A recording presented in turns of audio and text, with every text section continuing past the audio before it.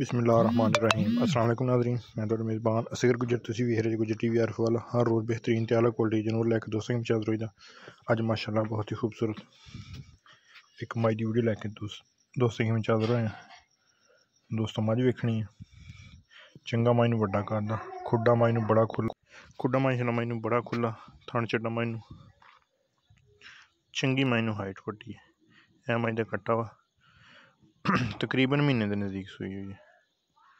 जो हाजिर टाइम अज 16 किलो ठंडा दुध मालकां दे विचों आ देंगे 16 किलो 8 किलो टाइम का कद माई नूं चंगा वड्डा हड्डियां माई नूं 3 सिर माई नूं उत्तों रख के मुड़िया कबूले की जूह कोट बलोचा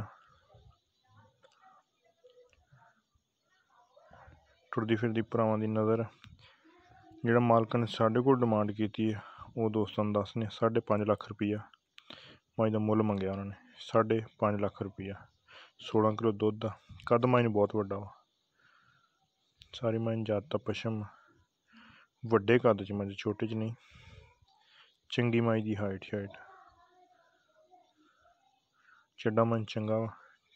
चोण माई का बड़ा सोहना दसदे मूँह की बड़ी सील शरीफ 5.5 लाख रुपया डिमांड कर दिया। अगर किसी भरा पसंद आती रबता कर लेना। मैं बच्चा मूँह फाड़ रहा तो माई नूं हाइट बहुत ज़्यादा वड्डे कद च छोटे कद च नहीं 5.5 लाख रुपया पाई डिमांड कर दिया। रबता नंबर 0300 567 3055। यही व्हाट्सएप पर कॉलम लोकेशन तहसील आरिफवाला जिला पाकबंद शरीफ मझ की लोकेशन है जी कोट बलोचा होते तो 3 तो 4 किलोमीटर अगे दरिया आई सैड में होते तो कोट बलोचा के घर की मझ चंगी माई नूं हाइट तुन्नी कुड़ी का माई निशान है नहीं थान माई नूं चंगे माई नूं विरला चंगे माई नूं खेड़े छेड़े 5.5 लाख रुपया डिमांड कर दे।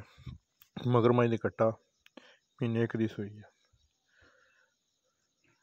उम्मीद करने अज की वीडियो आएगी दोस्तों पसंद। वीडियो पसंद आती यार दोस्तों ने शेयर जिन्होंने दोस्तों चैनल नहीं सबसक्राइब किया चैनल सबसक्राइब।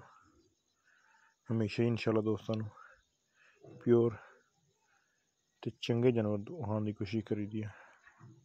माई का हाइट माई नूं कद बच्चा माई का एक महीने का कट्टा भी माशाल्लाह बड़ा पड़ा वा। उम्मीद करने का वीडियो आएगी दोस्तों पसंद।